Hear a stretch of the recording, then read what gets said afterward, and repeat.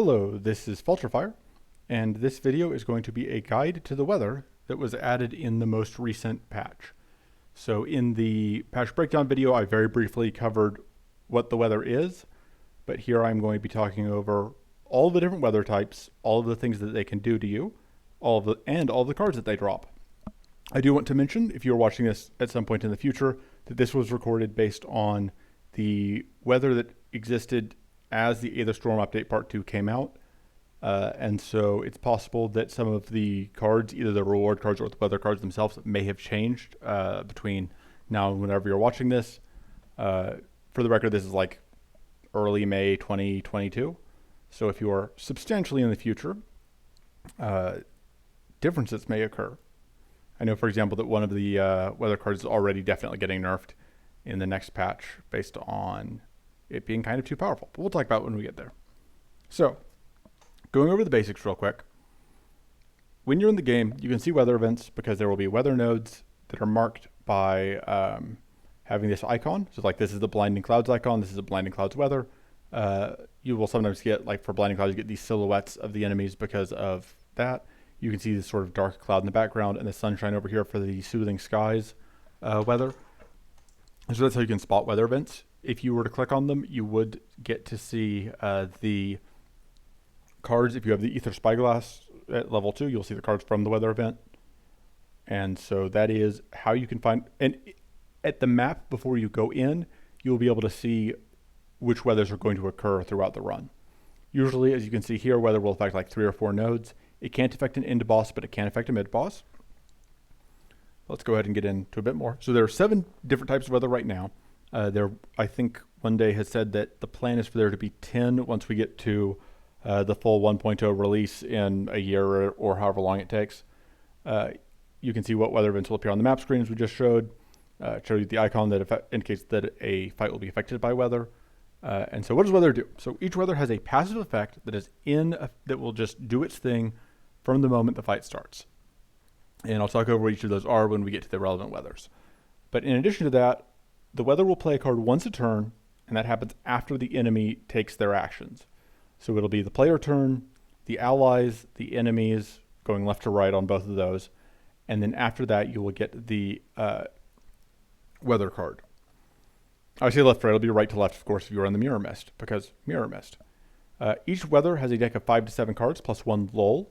And lull is the same for all weather, which is just do nothing, and then it's removed. And these cards that are in the weather deck are not the same as the reward cards. The cards in the weather deck, you cannot play and get in your deck in any way. The other thing is, although you can see these weather cards in your collection between runs, there is no way to actually view the weather deck during a run. So you just kind of have to know what could possibly happen. But it's usually pretty tightly themed, and you'll see and I am going to go through all of the things that can happen. The other note here, though, is cards cannot be repeated until every card in the weather deck has been played. If you're watching my runs that are coming out, they're like the early beta runs of weather. This wasn't the case. It was possible for the weather to do the same thing like 4 turns in a row, but that was both obnoxious and sometimes caused balance problems. So now, you cannot see another card, the same card again, until every card in the weather deck has been played, at which point it will be shuffled, and starting on the next turn, a new card will be pulled. It is random aside from that, though, and as far as I know, the rarities don't mean anything. When the weather effects were able to play the same card multiple times, the rarity, I think, was awaiting on how likely it was that a given card would show up, but it no longer means anything. Some of the weather cards do get stronger during weather fights in later areas. For example, we'll talk about like Icy Gale has a card that the base text on it is deal 1x8 damage to all enemies, to everyone. And once you get to the third area, that goes up to 3x8. Finally, the rewards. After each weather fight, you'll have 4 card rewards. 2 from your card pool, 1 from the monsters that were in the fight, and then 1 weather card. So each type of weather has 3 different playable cards associated with it, and weather cards are unaffected by fatigue, at least right now, and the ones that we have. And usually the idea of a weather card is that it is a free card that has both a very strong positive effect for you that is coupled with a very dangerous downside that you have to manage. So weather effect cards will give you very powerful, is basically power at a price. You are trading off what you are getting with what it is costing you. So let's talk through the weathers in more detail. We're just going to go in alphabetical order.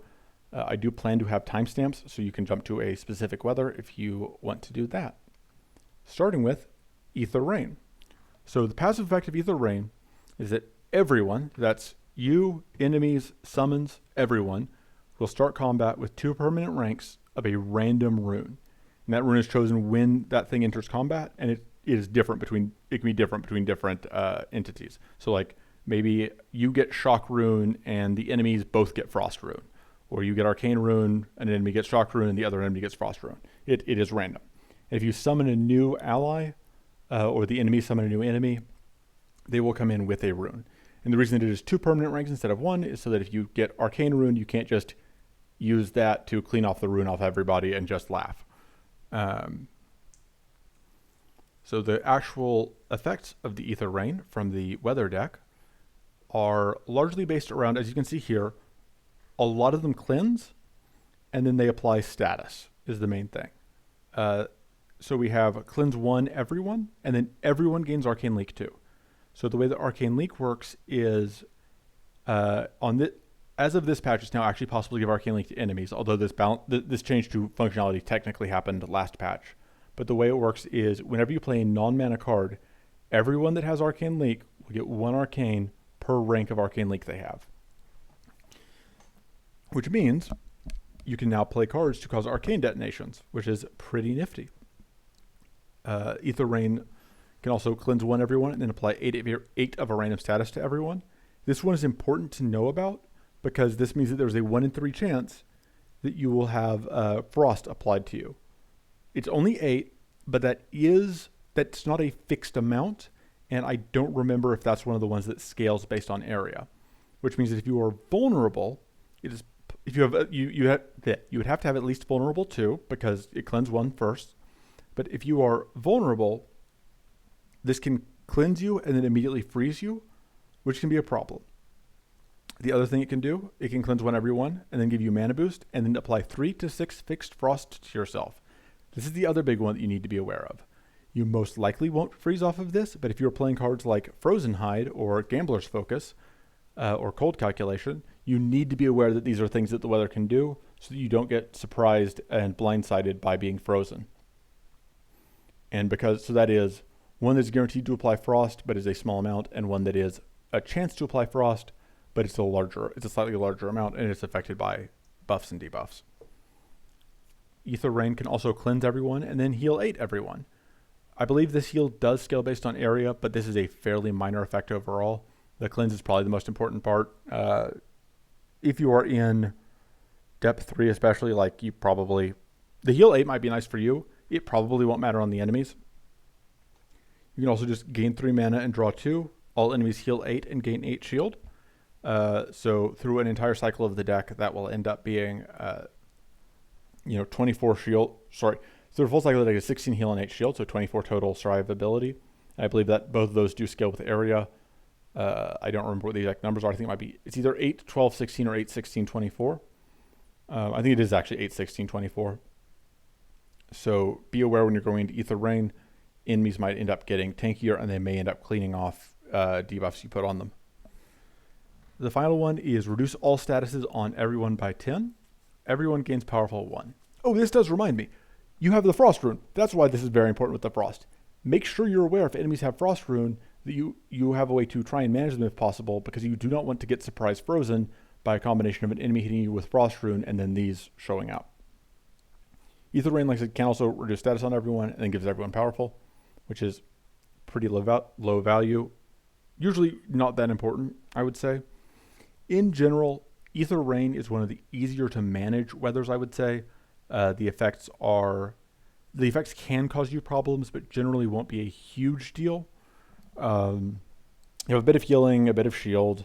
You've got a bit of cleansing off of debuffs on you and the enemies. You have the Arcane Leak turn is really annoying. You do have that threat to freeze, but as long as you don't get frozen, you're probably fine. You can just whatever. And so now let's talk about the reward cards. So first, Arcane Deluge. This is free, cleanse 1 everyone, and then you give Arcane Leak 2 to all enemies. So unlike the card that gets played during the weather fight itself, Arcane Deluge does not give you or your allies Arcane Leak. So this may initially look like it is all upside, but Cleanse One Everyone has some very real potential consequences. The most obvious of which is it can cleanse off, or not the most obvious, but the most important of which is it can cleanse off Frozen.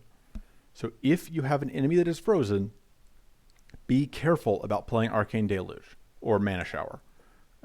So if you're playing a deck that is trying to freeze things, you may want to consider not taking those. That said, this is a free way to cleanse, and the Arcane Leak can be very valuable if you're playing a character like Shrew that is playing a lot of cards, or if you're playing Inna. Arcane Deluge Plus bumps that up to Arcane Leak 4 to all enemies, which makes it pretty easy to get out several detonations. It also makes for a very good thing to copy if you're like playing Inna and you have Inkwell and Quill, or if you have playing anybody and just have the Duplication Tome item. And so, because if you can Arcane, each time you Arcane Deluge, it will cleanse off some of the Arcane Leak, but it will also apply more. So like 2 Arcane Deluge Pluses is worth 8 Arcane Leak on everyone, or sorry, is worth 7 Arcane Leak on everyone, which means that every 3 card, even at the max Arcane threshold, every 3 cards you play will trip a detonation, which is a pretty good amount of value. Direct the Rain. Free. Reduce all statuses on everyone by 6, and then apply 2 Arcane to any enemy per status removed. If you're playing any sort of status-based deck, this tends to be incredibly good. It also works with self-status, which is nice, but this can very easily, the upgrade is 3 Arcane per status removed, and that can be affected by modifiers because that's not fixed. So let's say you remove, you're playing Paladin, you're supercharged, so you have plus 60%. You remove, 5 Arcane from yourself, 5 Frost from yourself, 5 Arcane from an enemy, 5 Shock from an enemy. So that's 20 total. You are supercharged. You're supercharged, you're an adept, so you have 85% extra. You are now at, let me do math in my head, which is always difficult. 85% of 20 is 17. So that's 37 Arcane with a fairly, overall, that is a fairly low threshold to pull off. And so you will likely find that Direct the Rain is, even if you aren't all in on status, as long as you just have some status generation, Direct the Rain will let you very easily, just for free, get at least two or three Arcane detonations on enemies. The other note here is the downside here is that you are reducing statuses on your enemies, but that tends to be less important, usually, especially in depth 2 and 3, especially depth 3, like areas 2 and 3. Enemy, having 6 leftover shock on an enemy doesn't tend to be that valuable, and you would much rather have that 6 shock be 12 Arcane. It is worth noting, if you play Direct the Rain on an enemy who is, let's say, 10 out of 10 Frost, they will go down to 4 out of 10 Frost. They will lose Frozen, but their Frost maximum will not increase. So that is important to know. Mana Shower. Free. Cleanse 1 everyone. Gain 3 mana and mana boost 2. This is theoretically very good. This is effectively very similar to Clear Focus, which is obviously an incredible card. However, I tend to find that cleansing enemies has enough downside that I often am a bit skittish about playing this, because I often don't want to cleanse off weak on enemies, or I don't want to cleanse off bleed on enemies, or I don't want to cleanse off frozen on enemies, or I have just some reason that cleansing enemies isn't really what I want to be doing. But if you can deal with that, this is obviously a lot of value. And it upgrades to cleanse 2 everyone, and you get 4 mana and mana boost 3, which means that against Maw, it is, assuming if you don't care about cleansing Maw, this is better than Clear Focus, and Clear Focus is incredibly good. Blinding Clouds, next weather. So Blinding Clouds, passive effect, all ally and enemy actions are hidden. So you can see here, this is a part of a screenshot that is what that looks like. You just have a question mark for the action. And who's that Pokemon? We may never know. So this is, in some ways, a test of your knowledge of what enemies do. Some enemies do things on a rotation, and so it is very helpful if you know what that rotation is, and then you just don't lose track of what turn it is. Some enemies do things randomly, and you just have to kind of deal with it. So the cards here are largely about evasion and evasion, mostly. So you have just everyone gains evasion 2. That is non-temporary evasion that will last between turns. That is both you and enemies. Everyone gains hidden. Again, you and enemies. Everyone gains weak 2 and frail 2. This is the only one that is going to actively apply debuffs in this set. Gain evasion 2 and draw 2. All enemies gain opportunist 1. So this can make for some fun turns. Oh, wrong button. You gain critical 2 and lethal 2. Put 2 shrivels on top of your deck. You'll notice this is like the only one that won't in any way impede your ability to hit enemies. Because this last one, you gain frenzy 1. All enemies gain evasion 2. So this one gives them evasion, this one gives them evasion, this one gives them hidden. So on an average turn against blinding clouds, enemies are going to get harder to hit. Enemies with hidden, as you may be aware, they're just a pain in the butt to hit. They just 50% is a lie. I don't believe it. If you ever fought a friggin' Shadowbone Scout, they evade 90% of attacks. Just absolutely, that's a 90% evasion rate. That is not 50%. I don't believe it. But so overall, this is one that is where the passive effect, it tends to be pretty noticeable, but the actual cards are, I think, on balance, more likely to be good than bad for you. This one, the gain evasion and draw 2 in particular, as well as the blinding cloud, like the epic one that gives you frenzy is obviously just incredible. You're very happy to see that, and that is often going to giving enemies evasion 2 is often a negligible effect relative to how much you get out of getting frenzy. So the reward cards, free.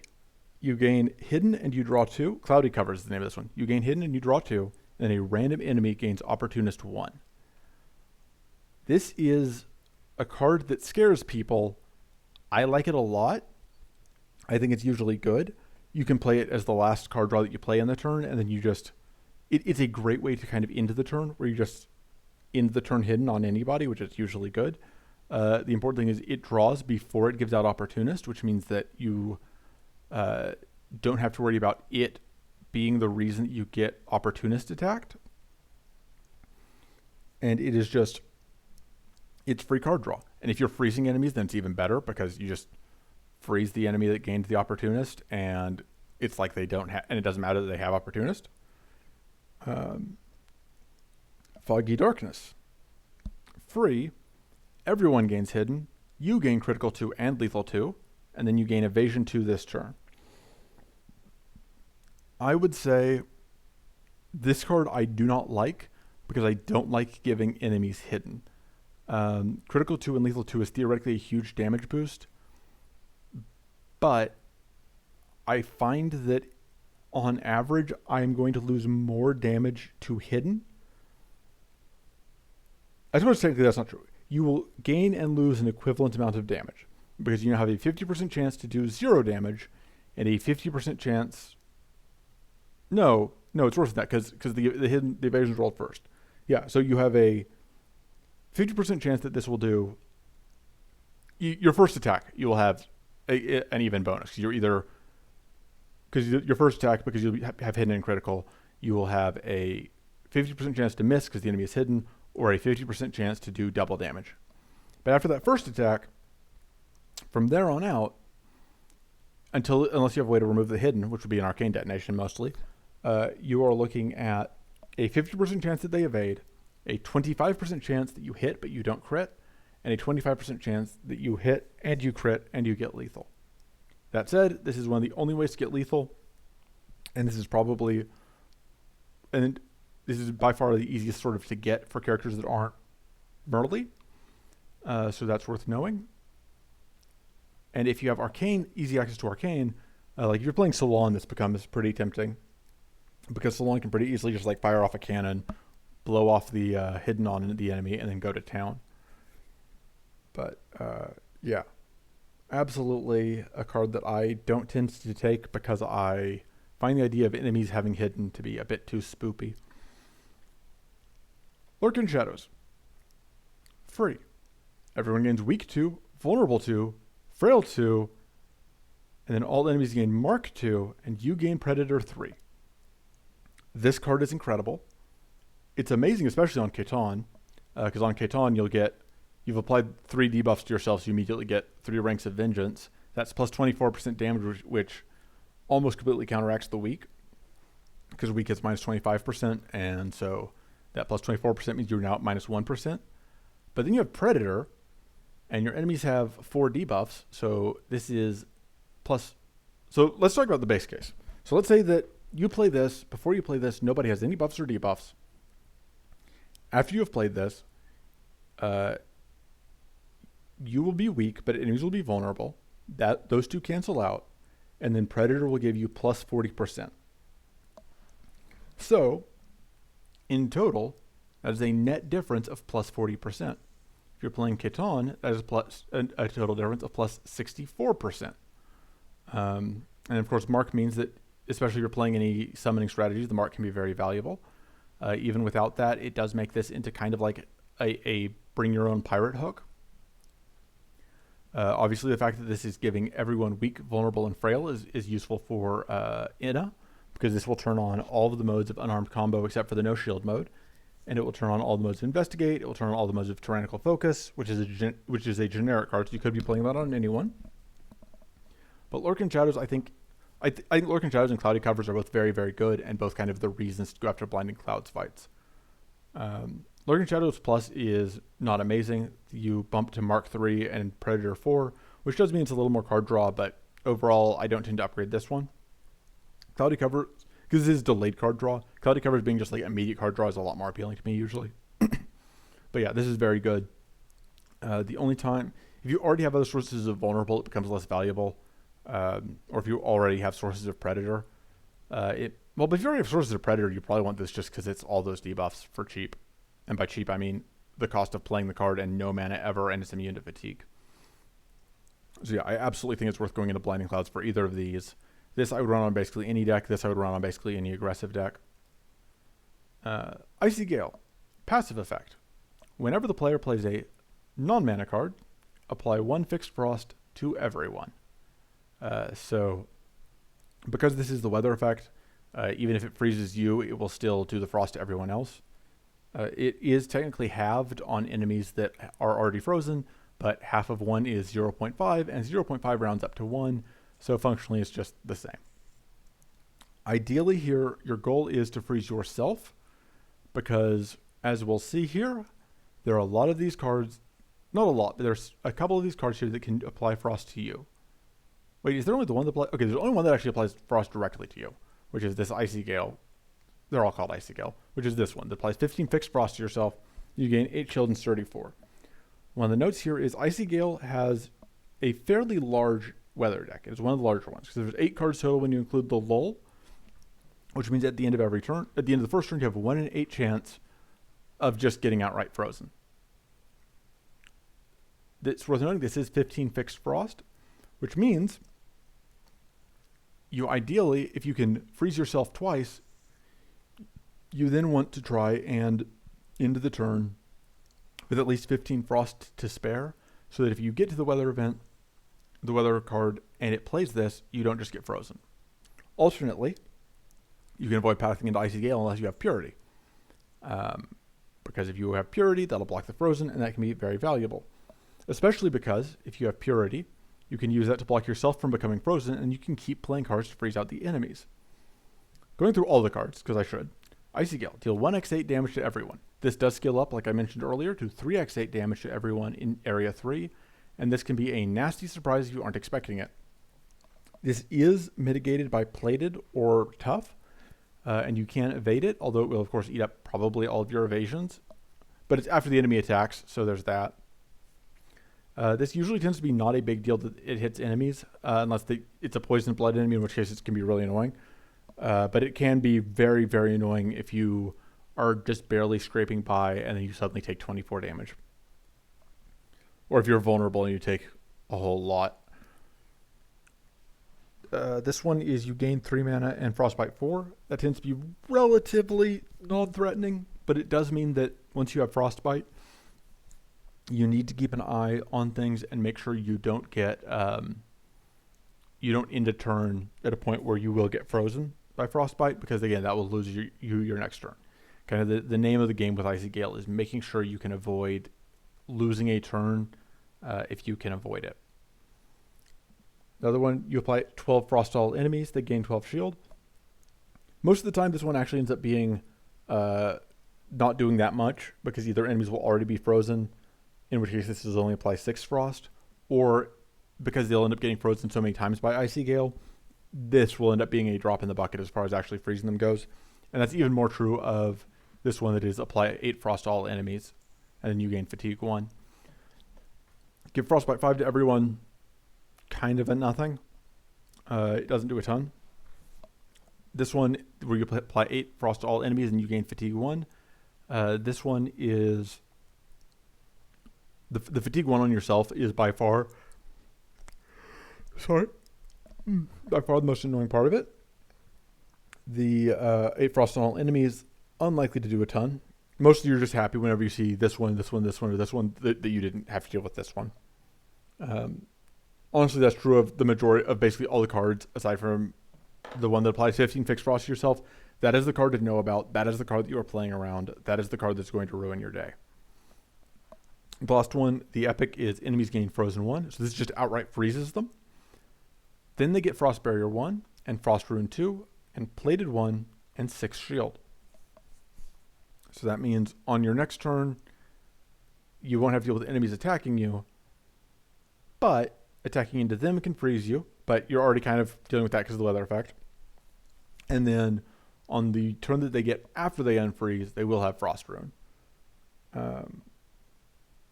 This one isn't that big of a deal right now. It used to give them Purity, and it used to be possible for them to play this card repeatedly, which means that I believe I have a recorded run where it plays that 3 times, and the enemies just get a ton of Plated and shield, and they don't even get frozen because the frozen just goes into the Purity, and it's a nightmare. That can't happen anymore. I think that with Icy Gale, this is the card you're worried about, and then you're playing around the weather effect itself. And so that's what I would say about that one. And for the reward cards, Armor of Frost. Free. You give Frostbite 3 to everyone. That's you and all enemies. And then you gain 1 shield for every rank of Frostbite among all enemies. So at minimum, if you aren't playing any other Frostbite, this is Frostbite 3 to all enemies, and you gain 3 shield per enemy, which isn't that good.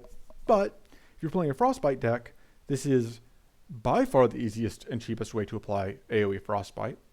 And that shield, it can be absolutely a meaningful amount of shield. So Armor of Frost is a card I would take in a Frostbite deck. I wouldn't take elsewhere.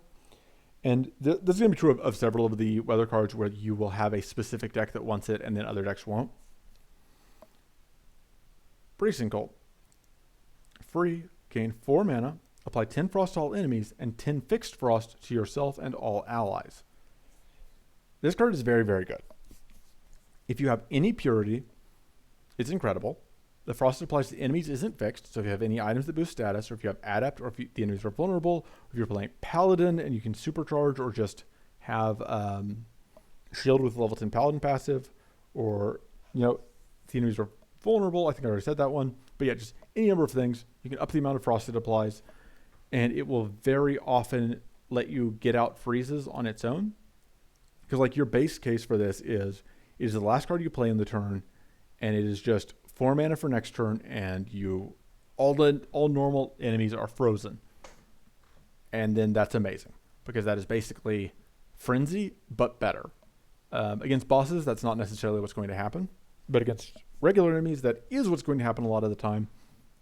Is that the first time you play it, it is just going to be a rank of Frenzy. If this is your only source of self-frost, the second time you play it, it's basically free. It's just 4 mana with no downside. Because your max frost will now be 15 because you froze yourself the first time you played it. So then the second time you played it, it's fine. And then the third time you play it, you freeze yourself again, but depending on how quickly you redrew into it, you probably are freezing enemies again, potentially. So that's very good. If you are playing a deck that is built around freezing enemies, it obviously becomes better. If you're playing an all-in aggressive deck, it obviously becomes worse. But overall, I would say Bracing Cold of these cards is the most generically useful. Thriving Blizzard is a card that was designed by a madman. I may have designed it. But it is unplayable. It's the only one of the weather cards that is not free cannot be played at all, in fact. But instead, when you play another non-mana card while Thriving Blizzard is in your hand, you apply 1 Fixed Frost to everyone, and you increase this value by 1. And resets to the base value when drawn. And the upgraded version is 2 Fixed Frost to everyone and increases the value by 2. So if you enjoyed the weather event, you can now have an aggressive version of it. And I say aggressive version because that is scaling upwards. The base case on this is you play 4 cards and everyone freezes. For Thriving Blizzard to be good, so Thriving Blizzard is Fixed Frost, but for it to be good, there are a few things that can make it work really well. One of them is if you have ways to discard it when you don't need it anymore. That can help. If you have ways to gain Purity, it becomes incredible. If you're playing this on Salon in particular, tends to have an easy time getting Purity up. If you can play this with Purity, it becomes just a machine for freezing enemies. This can very, very consistently put out freezes if you can consistently get up Purity to avoid freezing yourself.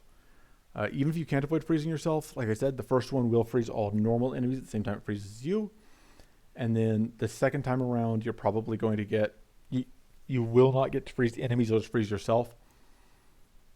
This one is obviously much more difficult to manage than Bracing Cold, but the upside there is very, very high if you can figure out how to fight your way through the blizzard. So that is Icy Gale. Moving on to the next one, which is Mirror Mist. I don't have a screenshot of this one, unfortunately, but when you are fighting the Mirror Mist, the battlefield is mirrored, which means that you're now on the right side, enemies are on the left side. And the enemy that would... But although the battlefield is mirrored, the enemy composition is also mirrored, which means the enemy that would normally be in the back is still the rightmost enemy, but now they're the first enemy as far as strike cards are concerned, and skill cards or whatever else that cares about the first enemy. And also, newly summoned enemies will appear at the back.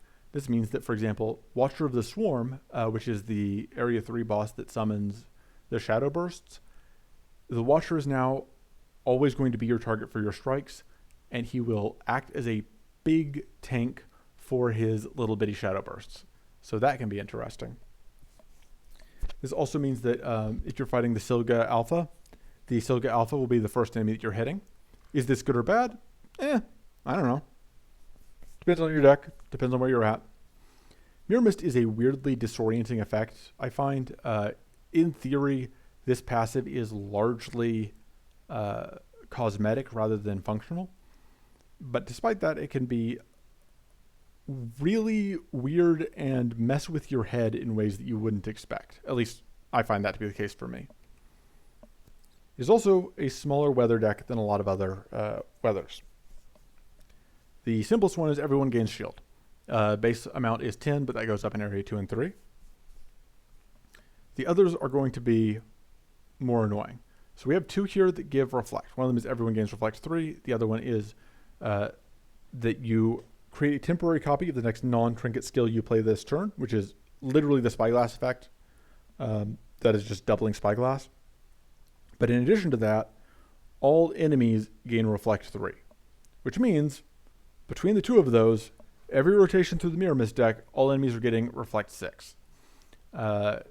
And you can't really wait it out, because although there is the lull to begin with, once that lull is out of the deck, because there are 5 cards in the deck, once the Reflect is up, the Reflect is just going to be up for the entire battle.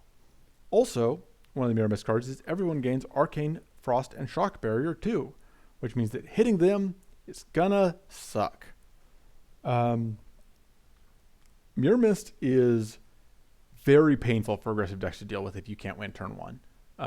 If they flip this card or this card, the last card being create a temporary copy of the card on top of your deck, if it flips either of those 2, cool, you're fine. But if it flips either the Reflect or the Arcane or the Barrier one, this can very quickly turn fights into a nightmare. I would avoid Mirror Mist if you're playing an aggressive deck that isn't running a decent amount of shield, or if you're not playing, specifically if you're playing a multi-hit deck, avoid Mirror Mist straight up. Unless you are confident you can win turn 1, it's not worth it, and it can absolutely just kill a run that was otherwise going well, or at minimum cost you a lot of health. Of course, you may risk it anyway because the card's great. This one is the one that is easily the worst. I think it's probably the weakest of all the all of the weather cards, I think is the hardest to find it. It has the narrowest set of applications. It is free. Elemental Echo, it is free. Everyone gains Reflect 5. That's you and enemies gain Reflect 5. But then you gain Arcane Frost and Shock Barrier 2 and Tin Shield, and you trigger the action of any enemy. Triggering enemy actions is kind of expensive. This is theoretically good in Paladin. If you're playing Goad Paladin, that's the main place that I would put this. There are other characters that would sometimes want to Goad, but a lot of them don't want to be giving enemies Reflect 5. So for this to really be worthwhile, you need to be in a defensive deck that is not planning to hit enemies much. And those exist, but I find that I'm rarely playing them. Even when I'm playing defensive decks, I don't always want to be triggering the actions of enemies. And the other two cards here are generally better for everything. Glittering Reflection is free. You and all your allies gain 6 shield. All enemies gain 10 shield. And you create a temporary copy of another one non-temporary card in your hand. And the upgraded version of this gives the enemies more shield, but gives you copies of 2 non-temporary other cards in your hand. This is basically Duplicitome. Duplicitome, if you're not aware, is Duplication Tome. It's one of the strongest trinkets in the game. It gives you copies of 2 non-mana cards in your hand. Glittering Reflection can double mana. Glittering Reflection is incredibly good. Glittering Reflection gives out a meaningful amount of shield to enemies, and that scales up with each area. Despite that, so if you're a very aggressive deck, I wouldn't take this. But if you're a very aggressive deck, I wouldn't fight a Mirror Mist fight if I could avoid it most of the time. But even if you are there in that position, temporary copy, just getting copy cards in your hand tends to be good. The unupgraded version is so-so, but the upgraded version is incredible. It cannot go... I want to say that... That's right, that's the trick. It says another... You cannot use a Glittering Reflection to copy a Glittering Reflection, because otherwise that would go infinite if you had Glittering Reflection Plus. This is still just a very powerful effect to be able to do. Hazy Replica, free, give all enemies Fortress 5. Fortress is the buff that means whenever you gain a rank of Fatigue, they gain shield equal to how much Fortress they have. And you create 1 temporary copy of the top card of your deck, and you draw 1. So this is basically a free draw 2, but the 2 you draw are the same card, which is whatever's on top of your deck. The upgrade creates 2 copies of temporary card, 2 temporary copies of the card on top of your deck, and you draw 1. So you end up with 3 copies of that card, which is pretty nifty.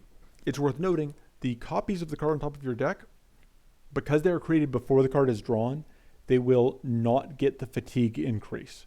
If the card has already been drawn once and it already has fatigue applied to it, so for example, if you use Reclamation to put an expensive card from your discard pile on top of your draw pile, it will still have that fatigue increase, but it can let you circumvent fatigue by creating copies that way.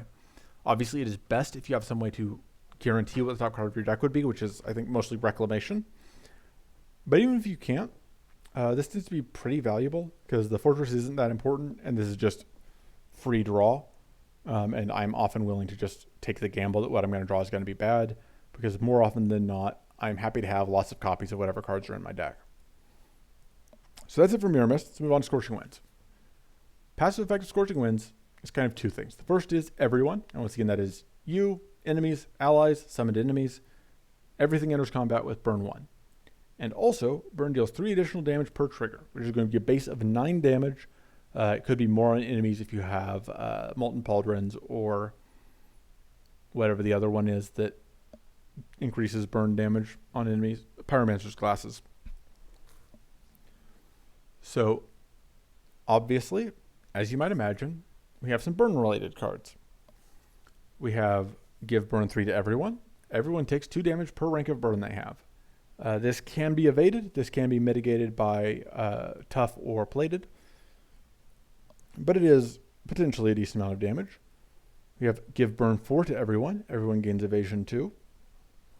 We have give burn 5 to everyone. Shuffle 1 Conflagrate into your deck. And Conflagrate is a card that says, it's a 0 cost spell that says deal 4 damage to any enemy. Trigger burn 1 time per damage out. Draw 1, removed. Oh, I forgot the other Scorching Winds passive effect. It has 3 things. Scorching Winds also says the first card you play each turn will be removed. That's just for the fight. It's not for it's not removed from your deck permanently. So what this means is if you go into Scorching Winds with a defensive deck, you could find yourself in trouble because you'll have to whittle away cards that you will want for later. So try to avoid Scorching Winds if you're playing a deck that is going to need to loop its deck multiple times, unless you're playing like Inna and you can sacrifice tools to it. Back to the weather cards. Conflagrate, you get from Scorching Wind, from this one. You have burn 5 to everyone, shuffle 1 Conflagrate into your deck, which is a way to let you trigger burn on enemies, and it'll be bonus damage burn, and you'll be very happy. There's also one that says trigger burn 2 times on yourself and draw 2.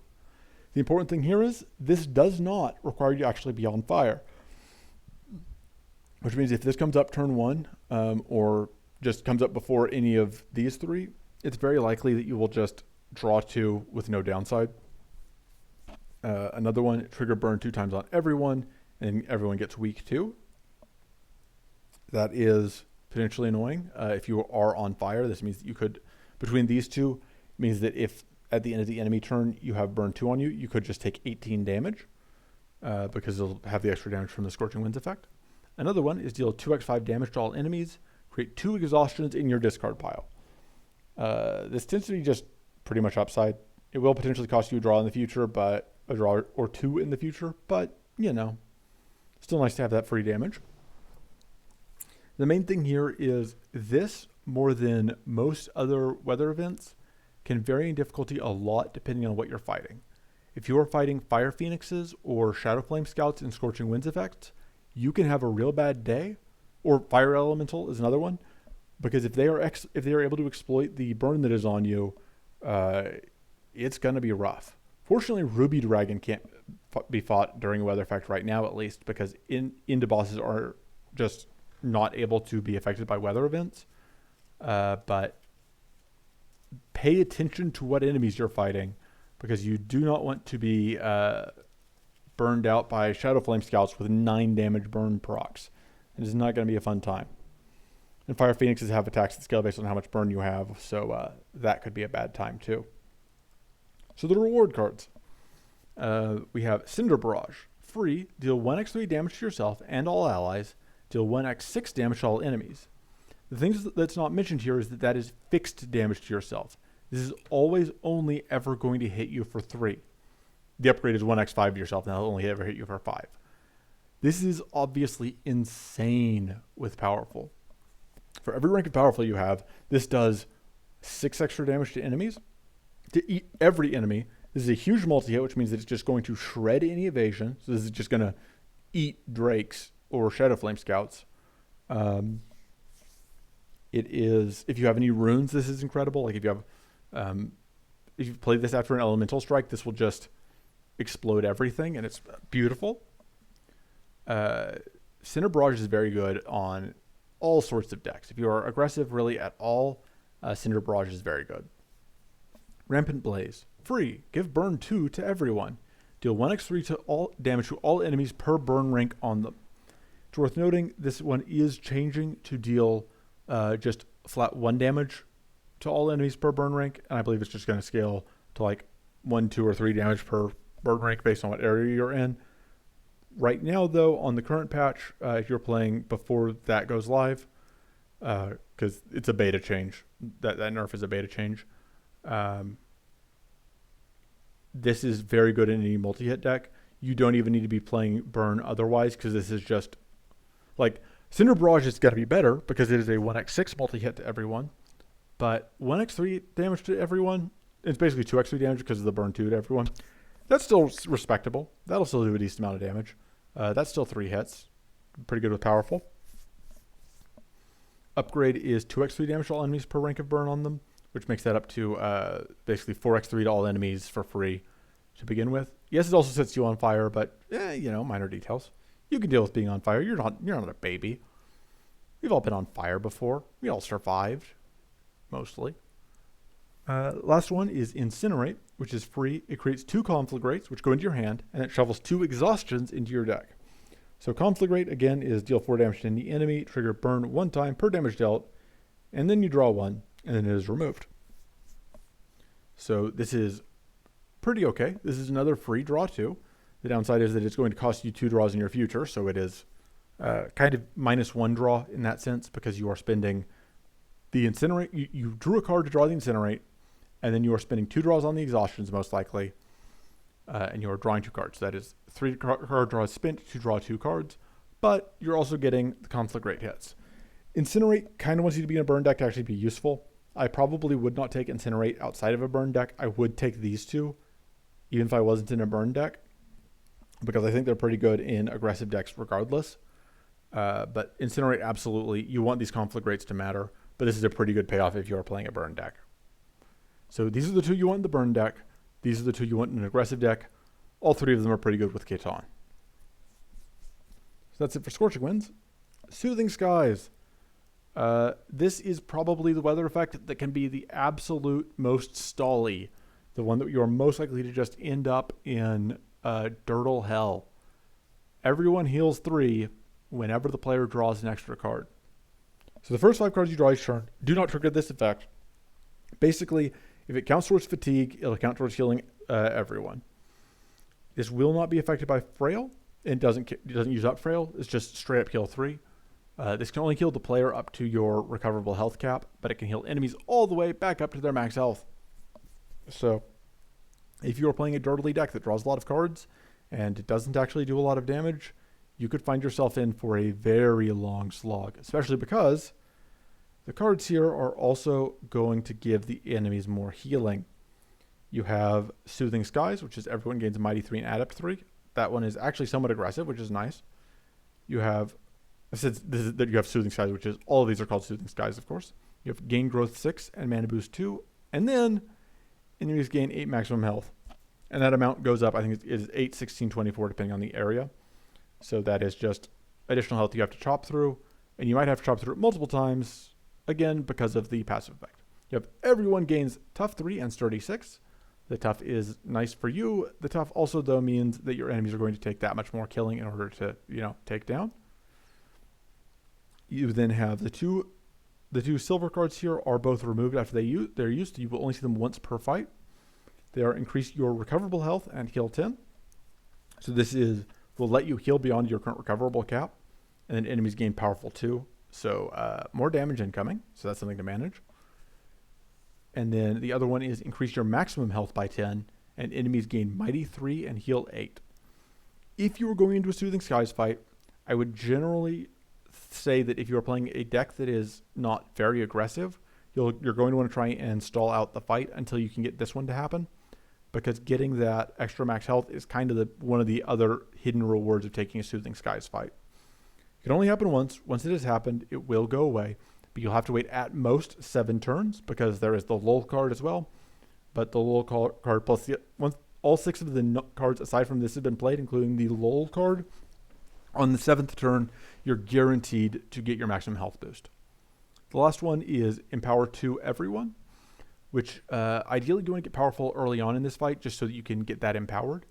And you want to try and clean off, if any enemies have plated, you really want to make that go away before this Empower goes off, because you obviously don't want them getting more plated. But so this also, though, can also empower Evasion and Purity and such, and the plated, as mentioned, which is part of why this fights in Soothing Skies can end up stalling out pretty hard if you are in a kind of defensive deck that is already not winning quickly. Let's talk about the rewards. Bask in Daylight, free. You increase your recoverable health and you heal 8, and you gain Powerful 3 this turn. So this is like regeneration. Oh, you gain Powerful 3 this turn, and you also just get Growth 6. So this is like regeneration, but with extra bonuses. The Powerful 3 this turn is a little awkward because this is a card that kind of wants to be in a slower deck otherwise. It also gives plated 2 to all enemies. That's the downside. And that plated to all the enemies is not temporary. So for this turn, you do 1 more damage to enemies because you get Powerful 3 this turn to balance out the plated 2. But after that, the enemies will still have their plated, and you will not have your temporary powerful anymore. So that is potentially a problem. But this is just... Oh, it is removed after you play it, by the way, as you would expect from a thing that increases your recoverable health. So you can do this once per fight. It sets you up with some growth. It gives you some powerful this turn, which is whatever. But it also heals back some of your recoverable health. But you do have to deal with that plated. Plated 2 to all enemies is something you can usually manage, but it is just something to know. I don't tend to take Bask in Daylight. I don't tend to value regeneration effects much, but I think it is a card that is good if you are playing if you aren't as comfortable with the game and you do feel more in need of that extra heal. Bastion of Light.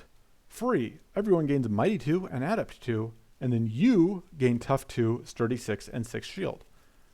So because I believe it executes in that order, that will mean that you actually get 7 shield, at least, because Sturdy 6 means +1 shield gained. This is... So you do give all the enemies Mighty and Adept, but that will be balanced out by the Tough. If you weren't Tough before you play this, after you play this, damage and status will be the same as it was before, because the Tough is minus 25% taken, and Mighty and Adept are plus 25% dealt. But, so this is basically just a free way to set up Mighty and Adept on yourself, while also getting Sturdy and Shield. This is particularly good if you are playing like Salon, and so you just Cannon Blast off the Tough or Cannon Blast off the Mighty and the Adept that you give the enemies. This is a very good way to get Sturdy, especially since there aren't many monster cards that give Sturdy. So this is potentially a way to pick up Sturdy during like a quick play run where you otherwise may not be able to find it. Finally, you have Invigorating Sunlight. This is free. Heal everyone 10. Then you give powerful 1 to yourself and all allies. And you give powerful 2 to all enemies. And you draw 2. So this is a free draw 2, gain powerful 1, with the minor downside of giving powerful 2 to your enemies. When you upgrade it, you draw 3, but you also gain powerful 2 to yourself, and you give all enemies powerful 4. Invigorating Sunlight is one of those cards I will always take and just assume will work out for me, and more often than not, it does. But it absolutely does represent a potential way to die if you do not have a way to manage the powerful in the enemies. So you probably only want to play Invigorating Sunlight if you can deal a lot of damage, so you can like kill them quickly. So the powerful one is you're able to leverage enough that you don't worry about the powerful on the enemies. Or if you're playing Arcane, so that you can blow up the powerful that you've put on the enemies so that you don't have to worry about it. So that is Soothing Skies. I believe we have one more. It is Wild Storm. So Wild Storm, single target spells and single target strikes will target random enemies, and they will also apply 3 fixed shock. Enemy attacks also apply 3 fixed shock. So the fixed shock cannot be evaded, and the ally attacks, your allies will also target random enemies. So if you have an Angry Spirit, instead of dealing 3x2 damage to the first enemy, it will deal 3x2 damage to a random enemy. There is no way to see during your turn what allies are actually going to end up attacking. The only thing is that it will do, so that 3x2 damage to a random enemy, both hits will hit the same enemy. If you play, a Slash, which is deal 4x3 damage to the first enemy, it will deal 4x3 damage to a random enemy, but it will do all 3 of those hits to the same enemy. It just chooses which enemy it is randomly. Also, only spells and strikes are affected. If you have other things that target, like skills, most obviously, or mana cards like Hungering Focus, those will still hit the same target that they say they will.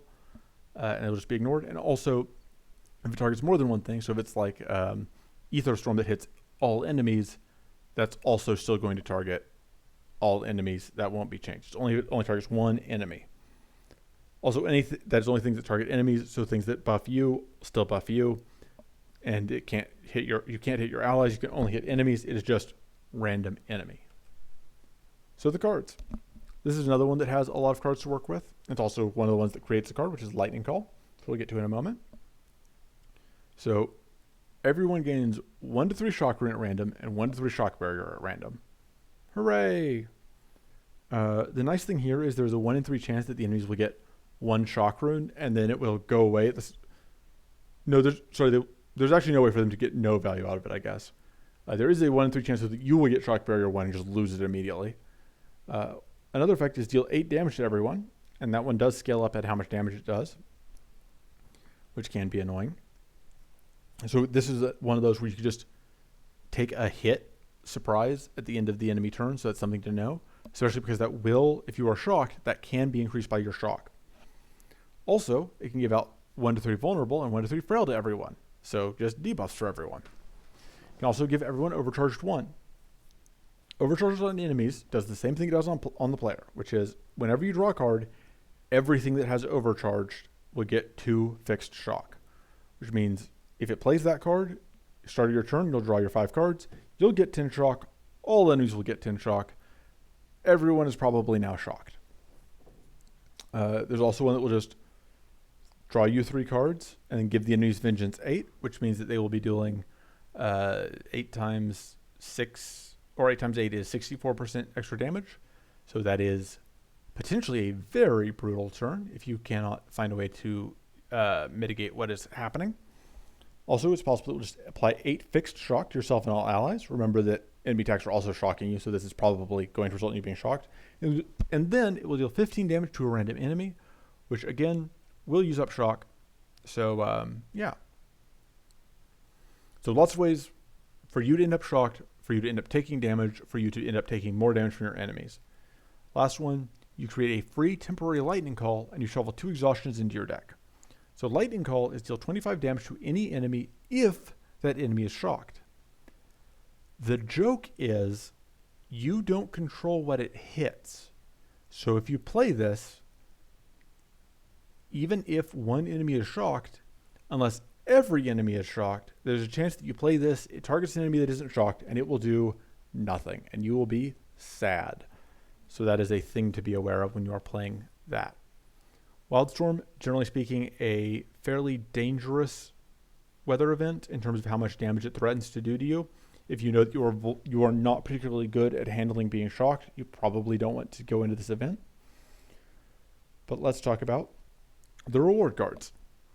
So the first one, Ball Lightning, is free. Apply 8 to 16 shock at random to all enemies and 6 to 12 to yourself and all allies, and you gain powerful 3 this turn.